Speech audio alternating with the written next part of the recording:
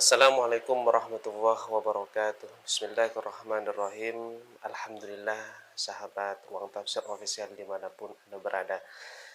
Pada kesempatan kali ini, kita bertemu kembali dan saya akan membahas tentang komentar netizen terkait eh, peristiwa deportasi yang menimpa seorang penceramah kondang, yaitu Ustadz Abdus Somad atau yang akrab disapa dengan UAS. Ada beberapa komentar netizen terkait deportasi ini. Yang pertama adalah komentar dari seorang politikus yang cukup terkenal di Indonesia, yaitu Bapak Fahri Hamzah. Bapak Fahri Hamzah di sini mentweet, bunyinya begini: ada persoalan lain yang nampak dari kasus UAS ini, yaitu berkembangnya Islamofobia. Tidak saja di beberapa negara tetangga, tetapi juga termasuk di dalam negeri. Islamofobia dan berbagai macam kebencian kepada sesama adalah penyakit umat manusia kita hari ini.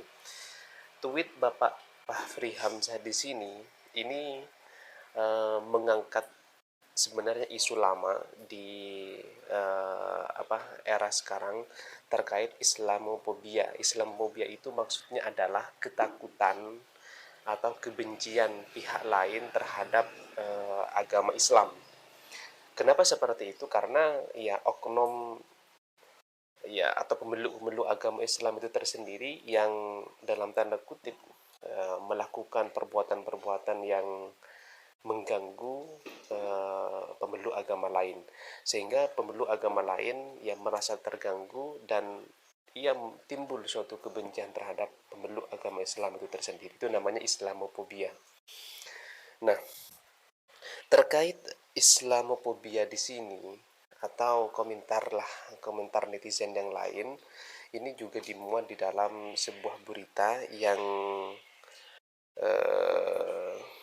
yang dilansir dalam detik.com. Saya bacain beritanya. Singapura tolak UAS dinilai bisa timbulkan kesan sikap Islamofobia. Di sini jadi di dalam berita ini ada komentar seorang ya analis lah.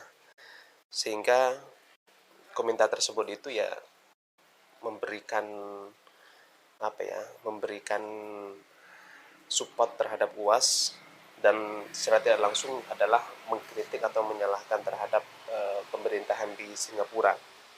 Saya bacain dulu beritanya, nanti kita komentarin. Jakarta, Singapura menolak Ustadz Abdus Somad atau UAS masuk ke negara tersebut atas kebijakan not to land. Penolakan UAS atas kebijakan itu dinilai tidak lazim. Lantas apa sebetulnya dugaan alasan ditolaknya UAS masuk ke Singapura? Pakar hubungan internasional dari Universitas Pajajaran, Teuku Resyah, mengungkap ada sejumlah hal yang mungkin menjadi alasan Singapura menolak UAS masuk. Dia awalnya menyebut penolakan dengan notulen merupakan hal yang tak lazim. Jadi tidak setuju dengan deportasi terhadap UAS itu. Kebijakan notulen ini tidak lazim dalam hubungan internasional, karena biasanya yang terjadi adalah deportasi pada kesempatan pertama atau deportasi karena melakukan pelanggaran hukum sehingga harus segera dipulangkan, kata Reza Shah saat dihubungi Selasa. Ketidaklaziman inilah, kata dia, yang akhirnya mengundang perhatian publik. Dia beralasan UAS merupakan sosok pemuka agama yang sangat berpengaruh di ASEAN, bahkan Timur Tengah. Ustadz Abdus Somad adalah pemuka agama yang sangat berpengaruh bukan saja di lingkungan ASEAN, tapi juga Timur Tengah dan Afrika. Karena kejadian ini, terjadi di Singapura yang merupakan sesama anggota ASEAN, maka kejadian ini memicu perhatian masyarakat dunia. Sebelumnya, UAS pernah ditolak masuk Hong Kong tahun 2017 dan Timur Leste tahun 2018. Di kedua lokasi terakhir, isu yang terjadi tersebut cepat menguap, ucapnya. Lebih lanjut, Reza Shah lantas membeberkan alasan yang paling memungkinkan dari ditolaknya UAS masuk ke Singapura. Dia menyebut salah satunya yakni faktor keamanan. Pemerintah Singapura tentunya memiliki alasan keagamaan dalam negeri yang analis intelijennya tak mungkin dibukakan ke publik. Karena orang sekali beruas berpotensi melakukan banyak hal lewat sosial media yang walaupun disampaikan secara netral dan bernas dapat ditafsirkan secara miring oleh siapapun dan Singapura akan terkena getahnya ucapnya. Meski begitu, dia juga membeberkan Singapura juga akan terkena dampak atas penolakan masuk UAS ke negara itu.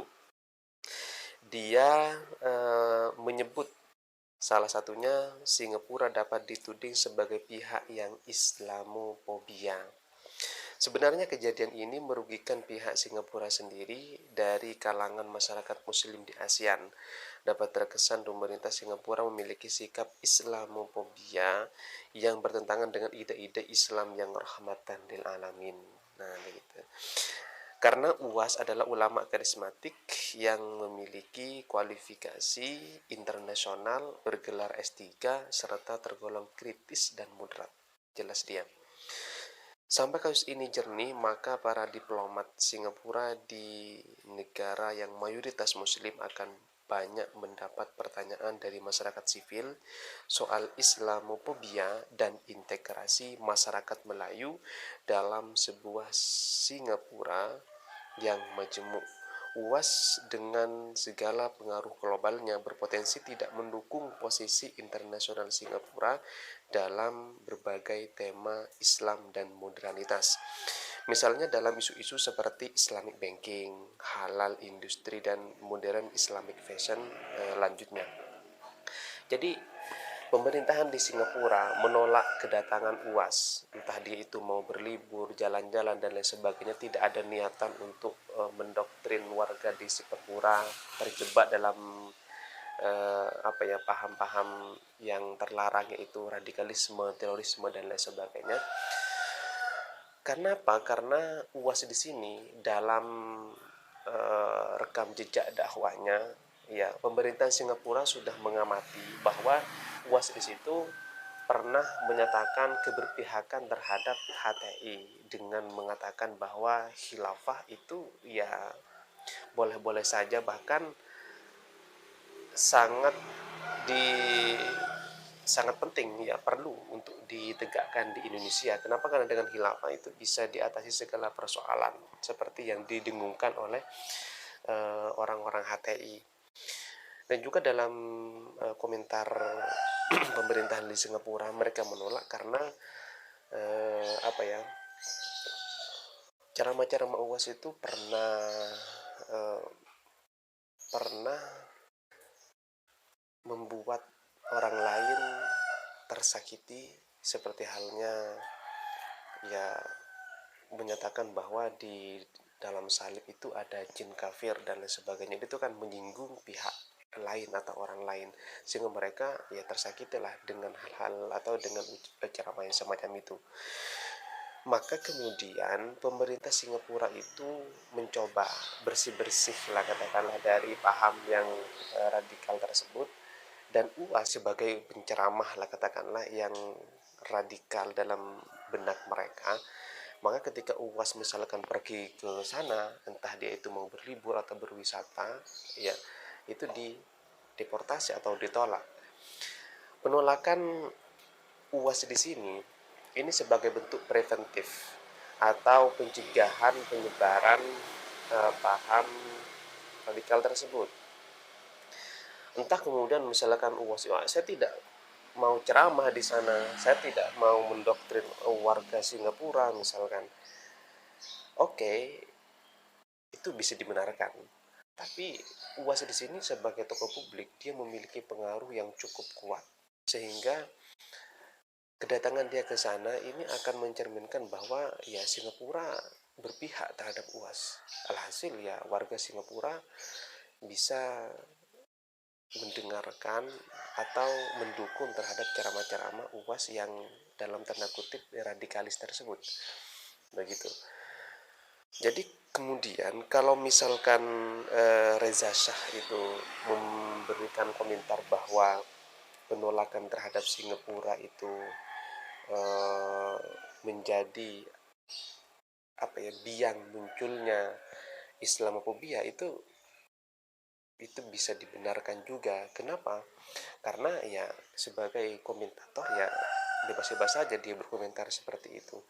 Tapi ya Islamophobia itu tersendiri itu tidak lantas kita menyalahkan orang yang menjadi objek, dalam artian ya pihak Singapura itu. Kenapa? Karena menurut seorang dai gitu ya, Husain Ja'far Al-Hadar, dia pernah menyampaikan dalam sebuah berita yang dimuat di wartakotalive.com. Judul beritanya, apa itu Islamophobia? Ini penyebab munculnya stigma Islamophobia menurut Habib milenial. Jadi saya bacain terlebih dahulu. Sementara itu, dai milenial atau juga dikenal Habib milenial, Habib Husain Ja'far Al-Hadar, mengatakan stigma Islamophobia muncul akibat dari hal-hal sifatnya radikalisme dan terorisme itu sendiri.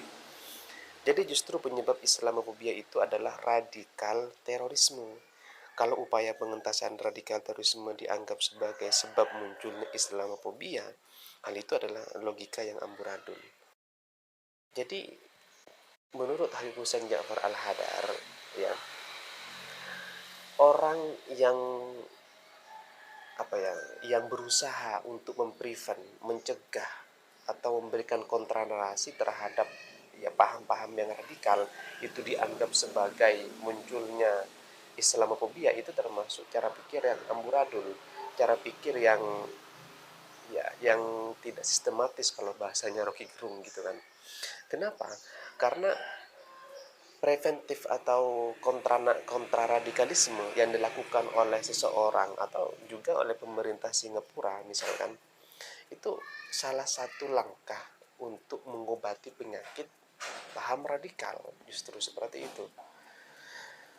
Munculnya Islamophobia itu tersendiri seperti yang disebutkan oleh Husain Ja'far Al-Hadar itu terjadi karena oknum atau pihak atau pemeluk agama Islam yang melakukan apa ya, yang melakukan perbuatan yang terlarang atau yang salah dan itu mengatasnamakan Islam. Misalkan dia melakukan aksi-aksi terorisme itu menyebutnya jihad.